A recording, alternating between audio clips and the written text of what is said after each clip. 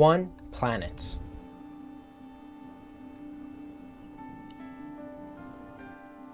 Billions of lives.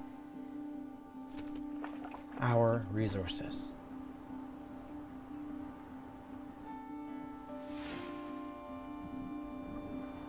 Our stakes.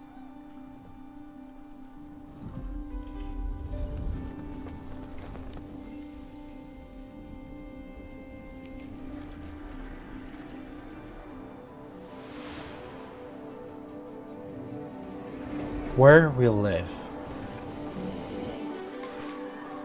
Problems that we created. Our environment.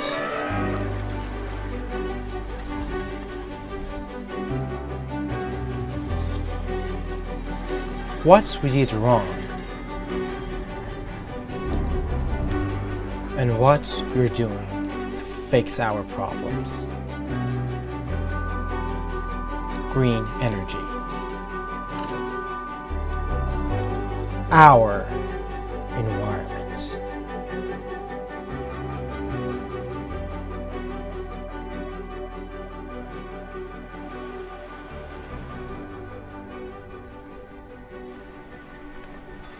Us and the environment. What is environment? My name is Lynn Lund, and I'm the Deputy Leader of the Green Party of Prince Edward Island. I've been involved with the party for a couple of years now, and basically when I became involved I was under the impression that the Green Party stood solely for the environment. And while the environment is a huge part of it, that's just certainly not all of it. What I've come to realize is that the Green Party in fact is the only party that recognizes the environment plays a role in every element of politics, from healthcare to education to everything. The environment has a profound impact on the whole system. What do I think the environment is? The environment, it's a funny question because a lot of people assume the environment has something to do with the outdoors. But the environment is everywhere. It's where we live, it's the entire earth, it's our home, it's our lives. Every single element of our lives are withholden within the environment. The environment is everything that surrounds us. It's where we live. It's people tend to think of the environment, I feel, as something external to us. It's something out there, but it's something that we're constantly immersed in. It's the air we breathe, it's the water we drink, it's the soil our food comes from. It becomes every fiber and cell in our bodies. It's in and out of us, if you want to get to a spiritual element. But essentially the environment is everything that we depend on to survive. It's inextricably linked to our existence. So it means a lot to me. We all have some sort of understanding about what environment is, and we all know that we have some problems with our environment, that we mostly created those problems. But the interesting fact is some of us don't even know what are those problems, and some of us might know them but might not know how serious they could be. Throughout the survey that I did between 20 people from different communities, I found out that some of us don't even know what is our #1 environmental issue, which can be kind of scary. So here are the results from my survey. With the online research that I did, for my survey, I chose the top 4 environmental issues, which are climate change, energy, water, air pollution. And I asked 20 people from different communities to tell me which one of them is the #1 environmental issue that we have in the world. The result was quite interesting because it did not match my research at all. 15 people ranked energy, water, and air pollution as the #1 environmental issue in the world. 2 people said they don't know and they have no idea, and 3 people said climate change. And now let's hear what is really our #1 environmental issue. The biggest problem facing humanity right now on the environmental stage is absolutely catastrophic climate change. Climate change is basically, during the Industrial Revolution, we started to put fossil fuels into the environment by burning them, and that put carbon into the atmosphere. which caused the environment to start to heat up. The planet started to get warmer. We had more carbon in the atmosphere. We have more carbon in the atmosphere now than we ever have in history, except in human times. So during that, the temperature of the planet starts to heat up. We find ourselves with a lot of unexpected changes. Our ice caps melt, our glaciers melt, we see the sea level rising. And then, of course, the results of that are huge. We find people who are going to be displaced. We are starting to have less predictable weather patterns. We're finding ourselves with higher amounts of rain all coming down at once and then extended periods of drought. It's going to be just incredibly harder to predict weather patterns as we move forward with climate. The number one challenge, environmental challenge I see is climate change. I see that as like the biggest threat to just our continued existence on this planet. We're just consuming too much. We're taking too much out of the ground. We're releasing chemicals into the atmosphere that are changing the atmosphere that we've depended on throughout all of human civilization. And we're doing it rapidly, and we're doing it in ways that the ecological systems of the planet can't deal with. We are heating up the earth, we are making ocean temperatures rise, we are changing the composition of the atmosphere, and that is all abstract ideas. It doesn't mean a lot to people, but when you look at the effects it has in the real world, that means the weather patterns that we depend on for growing our food, that means the oxygen that we use to breathe that comes out of our forests and comes out of the oceans is being depleted. It's going to have real world impacts, and it's already having real world impacts on humans and living systems all over the world. If we don't do something to tackle climate change now, we're going to look back on this moment in time and just kick ourselves, because this is the moment that we have to do something. I think more and more people are aware of climate change now than they ever were before. You see examples such as The Guardian in the UK putting out a policy called Keep It in the Ground and running all kinds of articles that highlight some of those issues. But on a day-to-day level, I'm not sure if people are as aware of the climate catastrophe. So, do we really know what is happening to our environment? We are spewing 110 million tons of heat-trapping global warming pollution into atmosphere every 24 hours. There are many sources of greenhouse gases that we mostly created them, from industrial agriculture to coal mining and oil production. We still rely on dirty carbon-based fuels for 85% of all the energy that our world burns every year. We have had 14 of the 15 hottest years on record since 2001.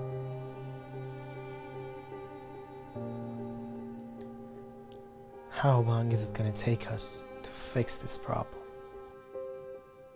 The reality is, it hasn't taken us that long to get here. Most scientists around the world would agree that we have about 2 degrees of climate warming, and that's not temperatures in a month, that's average global surface temperatures, before we reach catastrophic change. And at that point, what that basically means is we are no longer the driving force in climate change. We reach a tipping point where positive feedback loops take over, and then there's nothing we can do to stop it. So that 1 degree of change has happened in a relatively short amount of time. And if we were to go even a half a degree more, we're going to find ourselves in a huge problem. So I don't think that's a short amount of time for us to have gotten so much damage. What can we do to fix it at this point? Probably mitigating it is beyond our control at this point. I think we're already starting to see the impacts of climate on civilization and on people, on the environment and on animals. There really isn't much chance of that. I think what we have to focus on now is stopping this dumping of carbon into our atmosphere and working on how we are going to adapt to live with our new normal. I don't think we've hit the tipping point where climate change is really understood as the main threat to our existence. I think people are still And it makes sense. People are still exist in this economic system. They still need to survive, and they still need to exchange in the way that we live from day to day. So when you have all that going on, it makes sense that a lot of people can't deal with these real world issues. I mean, these bigger issues like climate change that seem far off. But that said, we are looking at the international conversation between our governments. The Conference of the Parties, the Climate Change Summit in Paris last year, was a major step forward. If we look at the details of that agreement, we're not quite there yet. We're not at the point where people's actions are going to limit the warming in this planet to a safe level. So we are going in the right direction, though. I think the momentum that we're seeing and the awareness is ramping up at the rate it needs to be, but right now we're not at that point. Well, now we know what's the #1 environmental issue in the world. And now let's take a look at what's the #1 environmental challenge that we are facing on PEI. In the little PEI, where all those tiny red potatoes grows, where everyone calls it the birthplace of Canada. A place that you can get anywhere that you want within 10 minutes. And most importantly, a place which lots of people think that we don't have any environmental problems because we are so small and so friendly. But is that true? What is our #1 environmental challenge that we have on our tiny little island? The amount of chemicals that go into our soil, into our water, into our air, and the correlation between sicknesses and cancers that can develop from that chemical interaction, I'd say that's the most vocal issue. But I still think that, so yeah, if we're going to talk about locally, like what is the biggest issue, I'd say that agricultural and pesticides and those kind of impacts are probably top of people's mind. Personally, I say the global is local, so I think we do need to be thinking about climate change, even locally. Like PEI is very susceptible to sea level rise. Charlottetown and Summerside, two coastal towns or cities, if you can call them that, that are very susceptible to sea level rise. Like there's so much infrastructure built there, and that's the same thing around the world.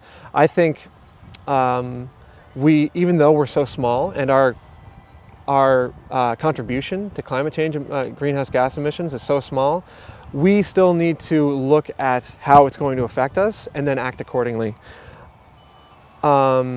We need to ramp up the amount of energy that's coming from renewable systems. But I think that there's a link between agriculture and climate change. Like the way that we produce food is extremely energy inefficient. The way that we distribute food is extremely energy inefficient. Even though we have such a high per capita food production on PEI, we're one of the most food insecure provinces in the country. Even though we make way more than enough food to feed every person on this island, that's because a lot of the food that we grow is just being exported to other places. And a lot of the food that is grown here is being bought from other places. It's like we purchase blueberries and strawberries from Mexico when we can grow blueberries and strawberries here, even in season. That's an extremely energy inefficient way. All the fossil fuels that go into producing that food and then distributing it around the world is extremely costly. And the amount of fossil fuels that go into producing the chemicals that people complain about. The amount of fossil fuels that goes into making a calorie is just insane. If we had a more sustainable agricultural system where there were more employed hands actually making the food, the way that there was 100 years ago, I think we would have a more sustainable agricultural system. We would have a healthier population. We wouldn't be exposing ourselves to all these chemicals, and we would be tackling our main problem of confronting climate change. There are technologies today, like this greenhouse here, where we can have 11-month or year-round agricultural production and have a very limited fossil fuel input into that system. And the amount of labor that goes into that agricultural system is it's intense. A lot of people look at that as saying, oh, it's going to make the price of food go up. Well, It's also, that may be true in the short term, but if there are more people employed in the country and there's less taxes going to paying people who are unemployed, and we put them into a sustainable agricultural system, there's more tax money and there's more income into people's own pockets that can go towards a more sustainable and maybe slightly more costly food system. But the main thing that everyone cares about is having a future planet that's safer for their children or the next generation. And that's the kind of, if we want to have that result, a more sustainable food system is a key role in that. It's going to affect climate change. It's also going to affect the pesticide element. Before I started this research, I knew what environment was. And like so many others, I knew that we had some issues with our environment. But the thing that I didn't know was how important and serious those problems were. By doing this research, I learned the environment is not just the outside. We depend on the environment. Environment is where we live and basically what we need to live. Environment is what we need to take care of so there is actually a place for the future generation to live on. We might say to ourselves that there is no way that we can stop climate change or air pollution, but there is. We can start by just doing simple stuff. We can start with ourselves and just keep passing it on, because every small change makes a difference, and every difference makes the earth a better place to live. My name is Jordan McPhee, and I say, we are the environment, so treat the environment well. My name is Lynn Lund, and I'm the Deputy Leader of the Green Party of Prince Edward Island. We have an opportunity for real change on Prince Edward Island, and we just have to vote for it. This is our environment, and we are the ones who needs to take care of it. No matter if you're poor or rich, or young or old, we just have to understand how important the environment is. And we need to make the earth a greener place for every living thing on this planet.